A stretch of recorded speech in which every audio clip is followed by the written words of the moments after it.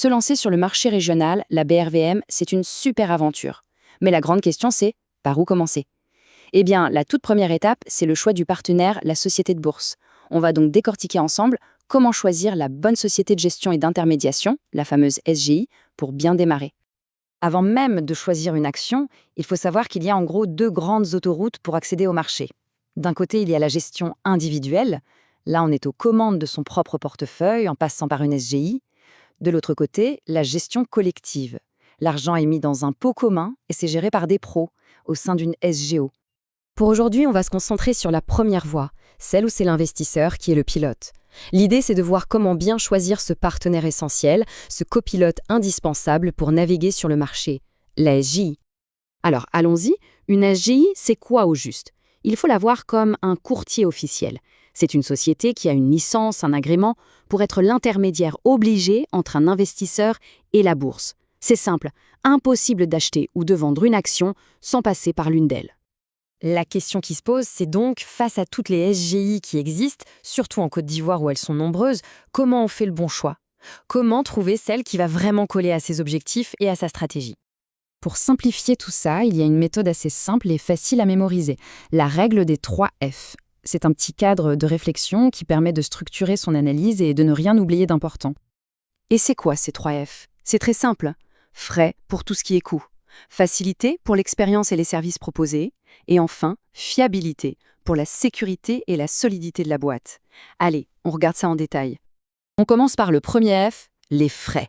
Honnêtement, c'est le critère le plus direct, le plus concret. Pourquoi? Parce que chaque franc de frais, c'est un franc qui ne travaille pas pour l'investisseur.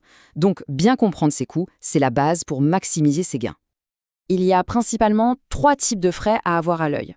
D'abord, les frais d'ouverture qu'on paye en général une seule fois. Ensuite, les plus connus, les frais de transaction. Ça, c'est un pourcentage qui est pris à chaque achat et à chaque vente. Et enfin, les droits de garde, qui sont des frais annuels juste pour conserver les titres. Et là, attention, petite astuce, tous les frais n'ont pas la même importance pour tout le monde. Quelqu'un qui achète des actions pour les garder 10 ans en visant les dividendes, les frais de transaction, ce n'est pas sa priorité. Par contre, les droits de garde chaque année, ça peut faire mal. Pour un trader très actif qui achète et vend souvent, c'est tout l'inverse. Ok, passons maintenant aux 2 autres F. Ils touchent à la qualité du service et à la sécurité de l'investissement, les facilités et la fiabilité. Ce sont des critères un peu moins faciles à chiffrer, mais ils sont tout aussi importants. Le F de facilité, ça regroupe tout ce qui rend la vie de l'investisseur plus simple. Par exemple, le capital minimum pour ouvrir un compte, ça c'est décisif, ça peut aller de 100 000 francs à plusieurs millions. Est-ce qu'il y a une plateforme en ligne pour passer ses ordres soi-même? Ça, c'est un énorme plus. Et bien sûr, la qualité du service client et des analyses, c'est un vrai atout. D'ailleurs, une petite parenthèse importante. Si on démarre avec un capital très modeste, genre 10 ou 15 000 francs, passer par une SGI peut être compliqué. C'est là que la gestion collective, via les fonds communs de placement, les FCP, devient une alternative vraiment intéressante à considérer. Et enfin, le dernier F, la fiabilité. Alors là, ce n'est pas négociable. Le truc crucial, c'est de vérifier que la SGI est bien agréée par le gendarme du marché, l'AMF, UMOA. Ça, c'est la garantie de base. Ensuite, sa solidité financière compte aussi. Une SGI qui est la filiale d'un grand groupe bancaire bien connu, ça peut être un élément rassurant. Parfait. Après la théorie de la règle des 3 F, passons à la pratique.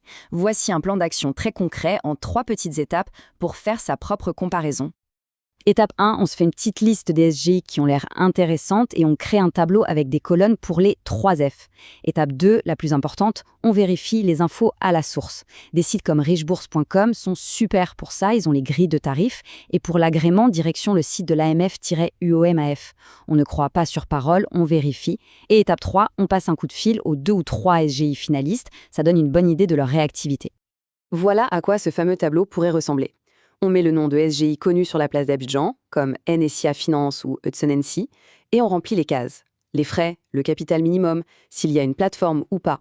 Cet outil visuel rend la comparaison beaucoup plus simple et instantanée. On arrive à la conclusion. Et le point le plus important à retenir, c'est qu'il n'existe pas de meilleure SGI dans l'absolu. La meilleure SGI, c'est celle qui correspond parfaitement au profil et aux objectifs de chaque investisseur. C'est exactement ce que ça veut dire. Un investisseur actif qui cherche des plus-values rapides va devoir chasser les frais de transaction les plus bas et voudra une super plateforme en ligne.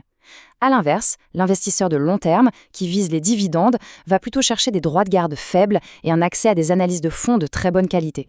Alors avec la règle des 3 F en poche et un profil d'investisseur un peu plus clair, la question finale est donc quel sera le bon copilote pour entreprendre ce formidable voyage qu'est l'investissement en bourse ?